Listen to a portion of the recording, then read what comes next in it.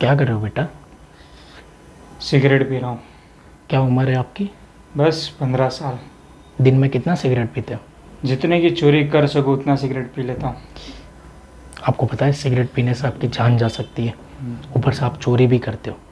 ये सारी चीज़ें आपको नर्क पहुंचा देगी। आज छोटी चोरी कर रहे हो, कल बड़ी चोरी करोगे, पुलिस पकड़ेगी तो तुम्हारी ज़िंदगी में बचेगा क्या? तुम खुद की ज़िंदगी को सुधार क्यों नहीं रही हो? ये सारी चीज़ें लाइफ नहीं है।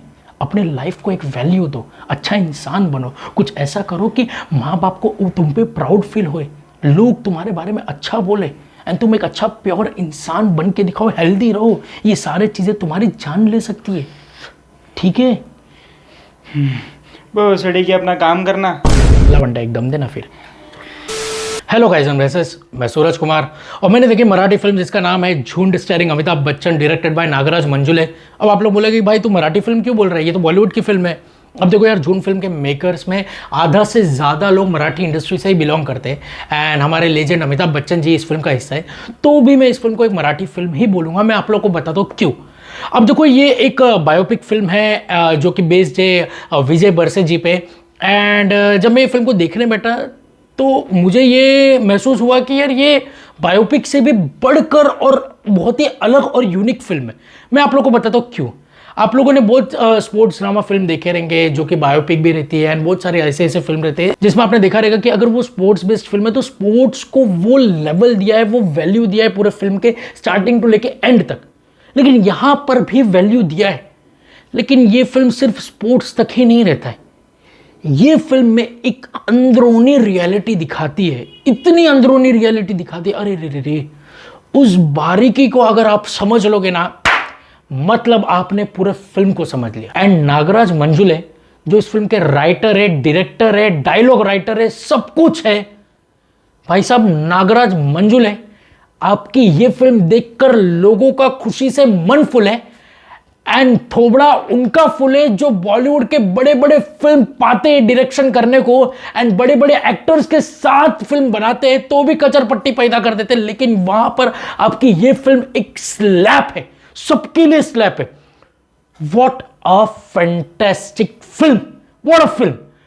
First half is a fun but second half is everything for everyone. अरे क्या बनाया फिल्म, क्या बनाया।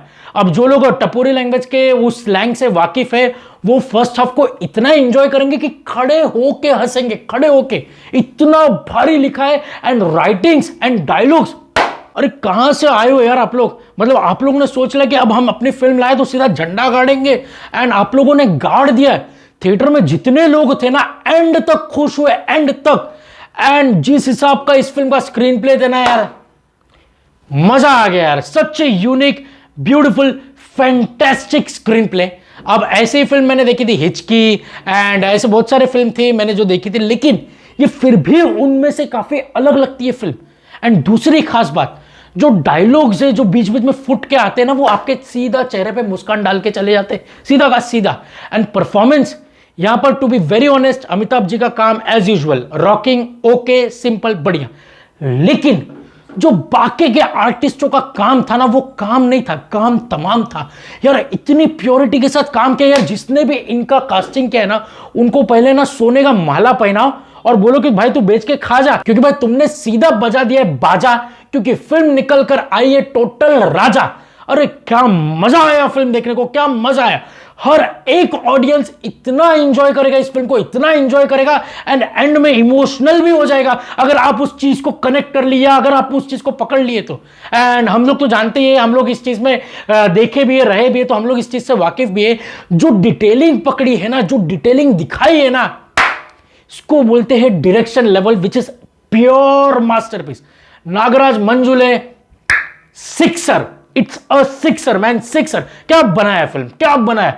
मैं खुश हो गया। इनफैक्ट जब मैं खुश हो रहा था, इनके कुछ कुछ जोक्स पे मैं हंस रहा था ना, तो मेरे आंखों में आंसू भी आ रहा था उसी टाइम पे। और वो इसलिए आ रहा था क्योंकि यार ये फिल्म को इतना, मतलब इतना प्योर फॉर्म में बनाया है ना, ऐसा लग रहा था कि उन्होंने पूरा आत्मा डाल दिया इस फिल्म को बनाने के लिए। जो फिल्म बन के निकली है ना, it is a biggest surprise of 2022। अरे जाओ देखने, झूम जाओगे, झूम जाओगे टोटल। आप बोलोगे कि यार ऐसा मजा ना हमको चाहिए था, कूट कूट के चाहिए तो जो अब मिल रहा है थिएटर में। देखो जब आप ये फिल्म देखने बैठोगे ना तो आपको एक टाइम को ऐसा फील होगा कि अरे भाई इंटरवल कहाँ गया, आ नहीं रहा है, नहीं आना चाहिए, आए मत भाई, क्योंकि इतना मजा आ रहा है। वो एक अलग ही राइड लग रहा था एंड अलग ही इंजॉय करते आप इस फिल्म को, एकदम मचांड। एंड दूसरी बात, ये फिल्म में स्पोर्ट्स से बढ़कर बहुत कुछ चीजें दिखाए। जब आप एक देखोगे हर एक सीन्स को आप फील भी करोगे कि हाँ यार ऐसा होता भी तो है। एंड उस बारीकी को, उस रियलिटी को डायरेक्टर साहब ने इतना प्योर पकड़ा है ना कि यार सीधा जकड़ा है। सच्ची बता रहा हूं, फर्स्ट हाफ इस फाड़ा तो सेकेंड हाफ टोटल राड़ा। आप कोई भी कीमत पे ये फिल्म मिस नहीं करना।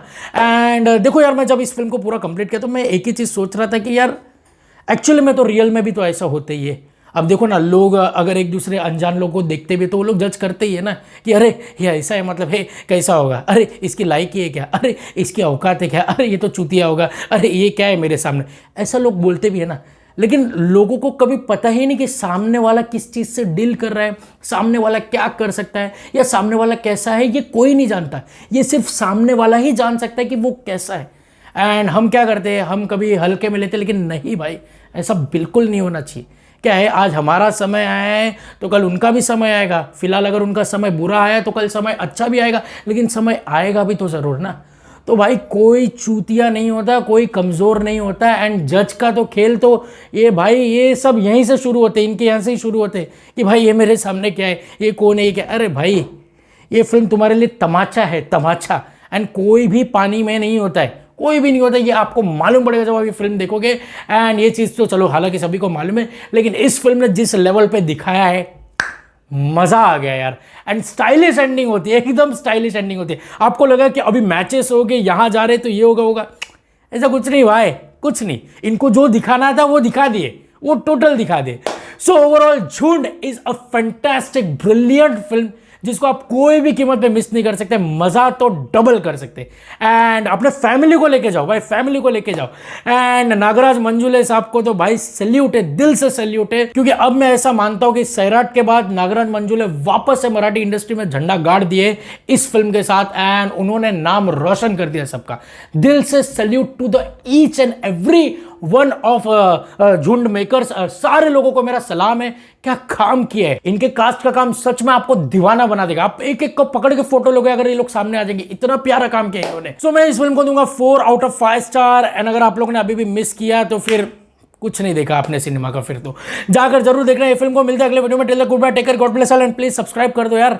ला रहा और भी रिव्यू ला रहा, पहले सब्सक्राइब तो कर दो, प्लीज कर दो यार। मिलते हैं अगले वीडियो में, बाय।